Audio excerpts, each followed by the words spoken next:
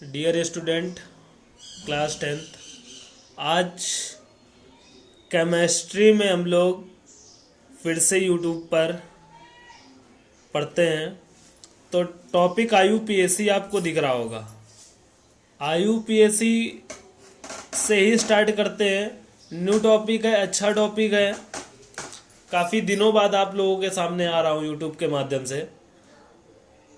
बीच में कई सारी समस्याएं रही और एक कोरोना नामक वैश्विक महामारी के कारण हम लोगों की क्लासें यथावत स्थगित रहीं। तो उन क्लासों को सुचारू रूप से चालू करने के लिए हम लोग आज फिर लाइव यूट्यूब में आ चुके हैं और आप अपने साथ अपने दोस्तों, अपने भाइयों और अन्य लोगों को भी चैनल सब्सक्राइब कराएं, जिससे आपके साथ उन लोगों का भी भला हो सके। तो टॉपिक पढ़ रहे थे बेटा हम लोग आईयूपीएसी। आईयूपीएसी का फुल फॉर्म जैसे कि हम लोगों ने देखो कॉपी पे लिखा है, international union of pure applied chemistry. इसका हिंदी में होता है अंतर्राष्ट्रीय शुद्ध व क्या होता है इसका अनुप्रयुक्त रसायन संघ।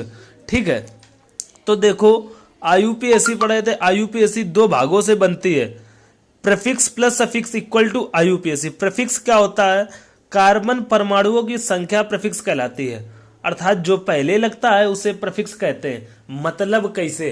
कार्बन की संख्या में अगर हम लोग गिनते हैं तो कार्बन में देखो पहले कार्बन को मेथ बोलते हैं, दूसरे कार्बन को और तीसरे को प्रोप, चौथे को ब्यूट। तो इस तरीके से हमने 20 तक इसकी एक गिनती आपको लिख करके अभी सेंड करी थी व्हाट्सएप के माध्यम से।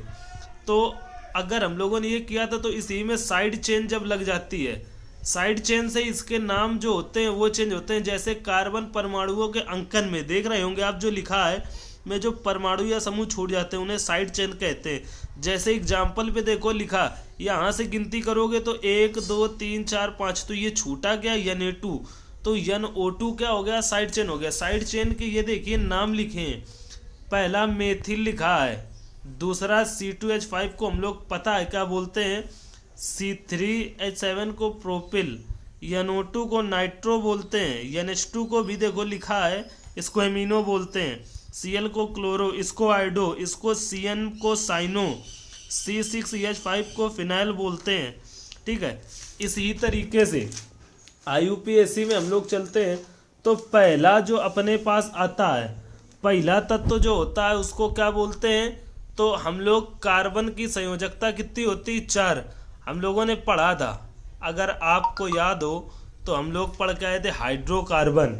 तो हाइड्रोकार्बन अगर पढ़ा था तो हाइड्रोकार्बन कितने प्रकार के होते थे? तो हाइड्रोकार्बन जो पढ़ा था, हाइड्रोकार्बन 2 प्रकार के होते थे, एक संतृप्त एक असंतृप्त।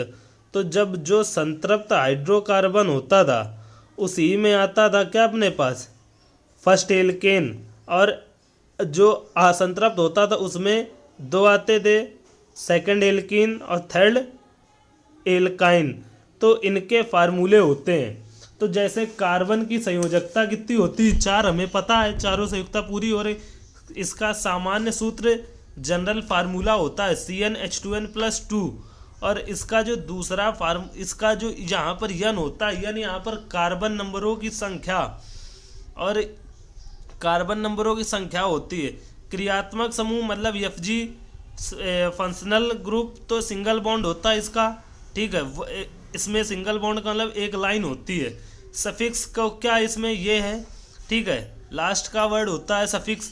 जैसे लिखा है ये, तो इसमें लास्ट का वर्ड जो होगा वो क्या हो जाता है? सफिक्स हो जाता है। अभी हमने बताया आगे का वर्ड जो कार्बन होते हैं वो प्रीफिक्स और लास्ट का सफिक्स होता है। तो लास्ट का इसमें क्या हो गया? सफिक्स हो गया। देखो यहाँ पर लिखा भी है हमने वही चीज़। फिर अगर पहला दिया गया जैसे CH3 CH2 CH2 CH3, तो कितने कार्बन है यहाँ पर? 4। 1 2 3 4, 4 कार्बन को ब्यूटेन बोलते हैं, तो ब्यूटेन लिख दिया। ब्यूट बोलते हैं 4 को ब्यूट, और देखो सिंगल बॉन्ड लगा है तो लास्ट में क्या लग जाएगा? तो इसलिए इसका नाम क्या हो जाएगा? ब्यूटेन। इसी तरीके से लिखा है, जिस ओर से अंकन किया जाता है जिधर से साइड चेन पास पड़ता है, तो भैया साइड चेन पास पड़ता है। देखो इधर से करते हो 1 2 तीसरे नंबर पर आ रहा है NH2। जब यहाँ से करते हो तो 1 2 दूसरे नंबर पर आ रहा है। तो अंकन इस तरफ से करेंगे ना कि इस तरफ से। तो अगर यहाँ से किया तो दूसरे नंबर पर है NH2। इसको भी हमने बताया था क्या बोलते हैं, इसको एमिनो बोलते हैं। तो 2 एमिनो ब्यूटेन, क्योंकि 4 कार्बन है तो ये क्या हो जाएगा, ब्यूटेन हो जाएगा। इसी तरीके से देखो ये कई सारे एग्जाम्पल हमने दिए हैं आपको।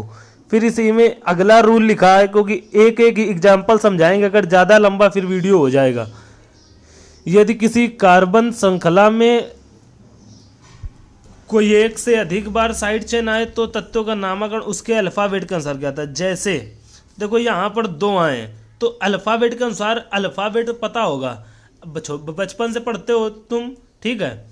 तो देखो यहाँ से पहले गिनो, ये दूसरे नंबर पर लगा है, और यहाँ पर ये देखो तो यहाँ पर ये अपने पास तीसरे पर साइड चेन पास तो यहीं से पड़ रहा है तो गिनती यहीं से होगी। पर जो साइड चेन आई उसका हम लोग करते हैं अल्फाबेट, इसको नाइट्रो, इसको एमिनो बोलते हैं। तो इसको पहले लिखेंगे।